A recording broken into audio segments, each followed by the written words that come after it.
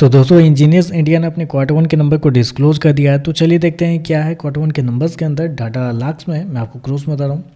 तो देखिए पिछले क्वार्टर में कंपनी ने 1010 करोड़ का रेवेन्यू जनरेट किया था ऑपरेशन के थ्रू। पिछले साल 623 करोड़ के आसपास, जबकि अभी देखें तो बढ़ के 870 करोड़ आपको जाता हुआ देखने को मिला। तो साल दर साल जाते हैं तो साल दर साल कंपनी के रेवेन्यू के अंदर एक अच्छी खासी तेजी आपको देखने को मिल रही है। लगभग बोल सकते हैं 40 से 42% के आसपास का जंप है कंपनी के रेवेन्यू के अंदर साल दर साल। जबकि क्वार्टरली बेस पे जाते हैं तो क्वार्टरली बेस पे कंपनी के रेवेन्यू के अंदर गिरावट आपको देखने को मिली। 14% के आसपास की गिरावट आपको देखने को मिली। लेकिन मेरे हिसाब से इनके बिजनेस साइक्लिक होते हैं, तो ऐसे में आपको साल दर साल ही चेक करना चाहिए। तो साल दर साल देखें तो कंपनी के रेवेन्यू के अंदर एक अच्छी खासी तेजी आपको देखने को मिली। पिछले क्वार्टर में भी कंपनी के नंबर बहुत शानदार थे। इस क्वार्टर में देखें तो फिर से कंपनी के रेवेन्यू बेहतरीन आपको देखने को मिल रहा है। खर्चे की बात करते हैं, पिछले क्वार्टर में 720 करोड़ खर्च किए थे, पिछले साल 583 करोड़। अभी देखें तो कंपनी खर्चे 809 करोड़ आपको जाता हुआ देखने को मिला। तो खर्चे देखें तो खर्चे आपको थोड़े ज़्यादा इस क्वार्टर में देखने को मिल रहे हैं, क्योंकि कंपनी के सब कॉन्ट्रैक्ट को अगर आप देखते हैं तो इस क्वार्टर में कंपनी के सब कॉन्ट्रैक्ट पिछले क्वार्टर से भी ज़्यादा आपको देखने को मिले। जबकि पिछले क्वार्टर से रेवेन्यू कम है, फिर भी कंपनी के सब कॉन्ट्रैक्ट पिछले क्वार्टर से ज़्यादा देखने को मिला। पिछले साल से तो बहुत ही ज़्यादा आपको देखने को 80% के आसपास का जंप आपको देखने को मिला है।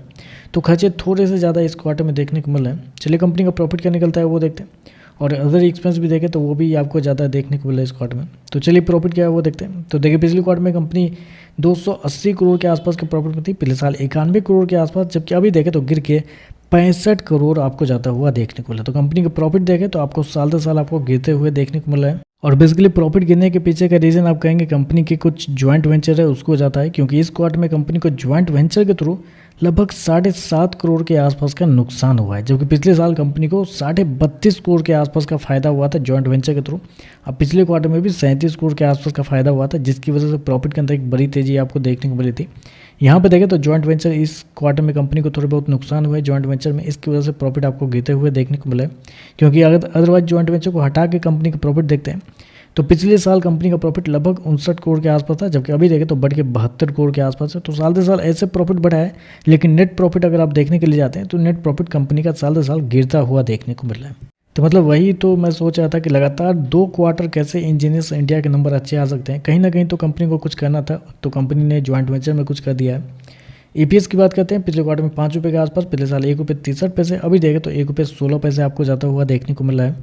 तो ओवरऑल देखें तो देखिए नंबर अभी भी आपको पॉजिटिव ही आपको देखने को मिला है, लेकिन बस पॉजिटिव आप कह सकते हैं, लेकिन अब किसका मन कब सेल करने का आ जाए वो कह नहीं सकते हैं आप।